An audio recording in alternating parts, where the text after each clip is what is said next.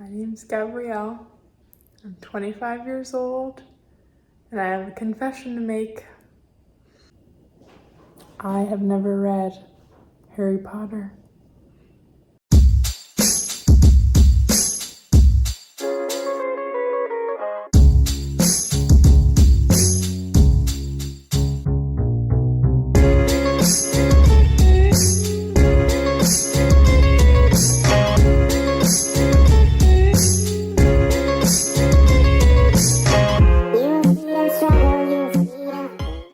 I added in the footage of me going to the bookstore near my house the other day and picking up a copy of this Harry Potter and the Sorcerer's Stone, which, as it says, is year 1. So join me as I take on book number 1.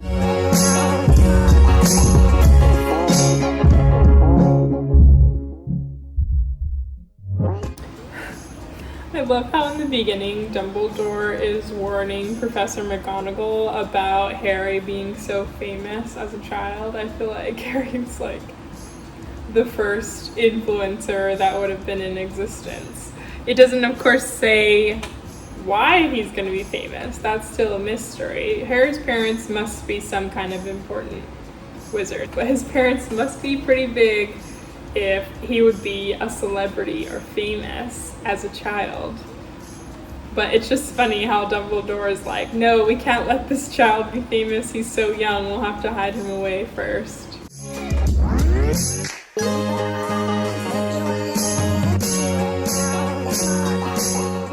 If Hagrid's so sad about Harry going to live with Muggles, why can't they just hide Harry away themselves? Like, I get not wanting him to be famous, but why couldn't they just like keep him undercover? To Harry Potter, the boy who lived. Well, chapter 1 done. On to the rest. Actually, how many chapters are there? Let's see. 17, and it looks like it is about 309 pages. Aw, and I love at the back they give a little preview of the next one. The Chamber of Secrets. I love when books used to do that. Literally is only like one paragraph and then it's J.K. Rowling's description. She lives in Edinburgh. Alright, well let's keep reading. Hello from day 2 of reading Harry Potter and the Sorcerer's Stone. I have to say, I am so pleasantly surprised with what I'm reading so far. I gotta be honest, I thought it was gonna be so little kiddish and just like cheesy wizards and fairies and all that, but it is so fun. I have never read anything else by J.K. Rowling, but I'm really liking it. And I know there's a lot of controversy surrounding her, so I've never read anything from her before, so I'm not really taking that into consideration. I'm just reading it for what it is, and I'm really enjoying it. So far, I have read up to page 171, and it is about the time where Ron and Harry start to get more suspicious about what the 3-headed dog is guarding under the trap door that they managed to get themselves into when they were like running away into this hidden passageway. So far, I love Hagrid, and I was like heartbroken when he said that he was expelled from Hogwarts when he was first meeting Harry and sort of telling him about it. I felt so bad for him. So one, that was really sad. I love the scene where Hagrid gave, what's his name? The annoying cousin of Harry. He gave him Pig's tail, and I was wondering, I was like, oh my gosh, is he gonna have this now for the rest of his life? And then Uncle Vernon mentioned that he was gonna go get surgery to have it removed. I love that. I love it so much. Also, I kind of feel bad for Hermione so far because obviously Harry has his arguments that he's having with Draco, and they have a little battle amongst themselves. And Draco's definitely a bully, so dislike him. But I feel bad because I think I would be Hermione if I were in this situation, where I'd be like, don't go fighting this bully because you're gonna lose points for me and for our whole team. So I definitely feel bad for Hermione. She's portrayed as like bossy and annoying, but I do like the characters so far, and it'll be interesting to see how the trio gets closer over this book at least, because obviously I know they're the three primary characters and get to be besties in the long term. So I'm excited to see if that pans out at all in this first book. I did also love to hear that Harry's parents, that they were great, but also that they did leave him some money, because so often the story of like orphan children or children in unfortunate situations, they just have to get out of the battle and struggle through life to make their own way. But it was kind of nice that he just could go to this bank and all of a sudden he wasn't experiencing neglect like how his aunt and uncle were treating him, but all of a sudden he had this caring, I guess like uncle-like figure with Hagrid, and he had money, he could buy sweets and just enjoy little treats that children should have, that 11-year-olds should be able to eat. I thought that was really sweet, and I was really happy that he could just have some money to buy some sweets on the train to Hogwarts. But yeah, I am really excited to see how it continues. I am assuming that whatever is in that little package is maybe the Sorcerer's Stone, whatever that actually means, since that is the title of the book. But it's such an easy read. I'm really pleasantly surprised, like I said, and so I'm excited to see how things continue progressing. I tend to not think ahead when I'm reading books. I don't like to spoil it for myself, so as much as I can, I try to not think about the book when I'm not reading it, so that way my mind isn't conspiring and brainstorming what some of the possible resolutions are. This may end up being a 3-day read for me because I do have plans this evening, so I won't get as much time to finish reading, and I'm just over halfway right now. But we'll see, maybe I'll sneak in a little read here and there.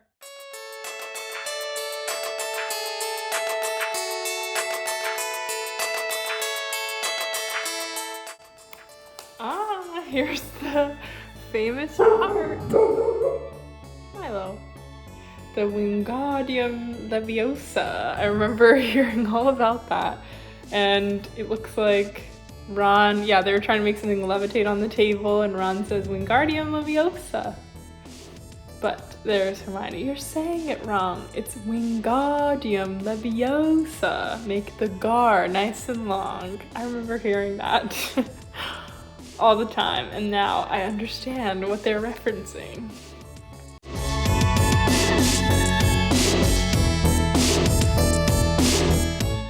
Hello, it is now day 3 of reading Harry Potter and the Sorcerer's Stone. As expected, as I guessed, I didn't get to read too much last night since we did go out with my sister. I am gonna finish it today, I already know I am, just because I am on, let's see, I am this much through, so I think less than 100 pages. I'm on page 251, which should be really good. I love this story. Okay, so I have so far made it through so much. So we've had quite a journey. We made it through Harry Potter, fighting Draco to get Neville's Remember All. And with that, we learn that he is a natural at flying on a broomstick. And so he's been recruited onto the Quidditch team, which is really cool. I'm glad that Harry is seeing some success in life because Snape is just being too shady. They also had holidays at the school, so he and Ron and all of the Weasley brothers stayed at Hogwarts. And that's where Harry was given the invisibility cloak. I remember hearing that term growing up when people mentioned Harry Potter. So it's cool now to see that he got that gift, which I'm guessing was from Dumbledore, and maybe like Harry's dad gave it to Dumbledore is my guess. Maybe there'll be like a twist and Snape gave it to him, but the note that he got with it was too nice, so I think it was Dumbledore. Now that he has the invisibility cloak, he used it to sneak around. He was going in the library, but ultimately he found the mirror where he was seeing all his family. And so of course, after he goes there a few times, Dumbledore's there and reveals to him that the mirror lets us see everything, our deepest desires, and that he should never go back to the mirror again.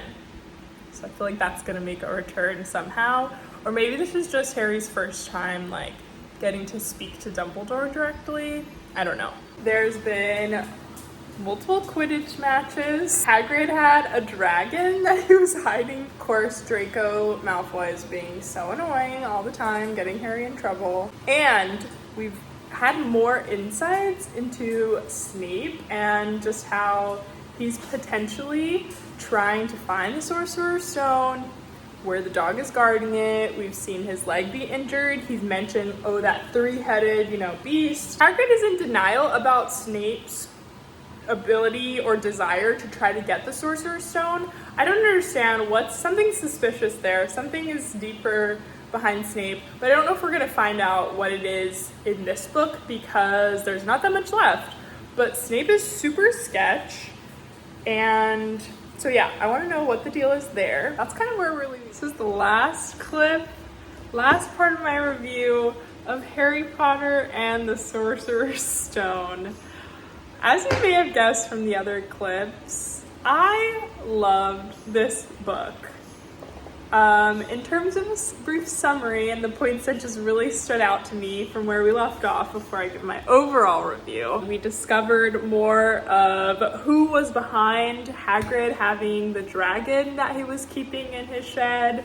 And we discover it was Professor Quirrell, who is under some kind of spell and is in cahoots with Voldemort, he who shall not be named. I love that Harry, Ron, and Hermione went through the various obstacles and spells and had to solve the riddles that all of the teachers and professors had set into place to guard the Sorcerer's Stone. I thought that was really clever how, of course, I had earlier mentioned that all the teachers came together to set those spells into place to guard it. So I love how as they were completing them, they were like, okay, this teacher did this one did that one. This next one with all the potions must be Snape's, ultimately leaving Harry by himself to have to face Voldemort in the end. And okay, totally was not expecting Professor Quirrell to be the bad guy. Of course they set it up to be Snape, so I should have known, like, oh no, he's not gonna be the bad guy because it's not always the first answer that you just expect. But I don't know. I don't know how the story goes. And so I didn't know what else to guess. And like I said, I try not to think ahead, so I wasn't like speculating like, ooh, who else could be the bad guy? I just went with whoever they said was being suspicious, and at that time it was definitely Snape. And then, of course, it was another surprise to know that Snape was actually trying to help Harry during all the times where Quirrell was being suspicious, like trying to make Harry fall off the broomstick. I do appreciate how Dumbledore wasn't trying to deceive Harry, and he was like, no, Snape doesn't love you, like he doesn't like you, but he wasn't trying to kill you, because apparently Snape hated Harry's father, but Harry's father saved his life once, and so he felt like he had to repay Harry's father in some way. So I did appreciate that. It wasn't like oh no, Snape's actually good. It was like, no, he doesn't like you, but he's not that crazy. I really want to know what power Harry has that gives him this ability to ward off Voldemort in a way nobody else can. Overall, though, I did give this 5-star. I think it is so fun. It was just so easy to read, and I could see people of all ages enjoying this. I'm not gonna say that it's some, like masterpiece of literature, but in a way, I guess maybe it is. Obviously, for the effect that it's had on society and my generation, at least, I think that it is pretty significant. And I actually was shedding a tear or two at the end as I finished. One, because I was just so happy for the journey that Harry went through and how he came out alive, of course, but also just the growth he had over the year of making friends and living life for once. I am a little sad and questioning why he has to go back to his aunt and uncle's house. I was like, well, he stayed there for the holidays. Is there like some summer program or like a internship he could do so he doesn't have to go back there? But it seems like he wasn't feeling that bad about it. Now that he knows like he can do things in life, like he has both his innate power, but also of course his wizard power, so he can mess around with Dudley, his cousin. I love the confidence that he has. I'm actually excited. I do think I'll continue with the rest of the series. And then eventually, of course, I'll have to try the movies. As of right now, this is free on Kindle Unlimited, so I will link that below if you're interested and you've never read it before, or you feel like doing a reread. I did want to get a tangible book, and thankfully this was only $1 at my local thrift store, so not too bad. But yeah, I hope you enjoyed watching along, whether you grew up with Harry Potter and it's fun for you to see it through someone else's perspective, or maybe you've never read it before, just like I hadn't. Thanks for joining me along this reading journey. I will see you again in another video, another time very soon.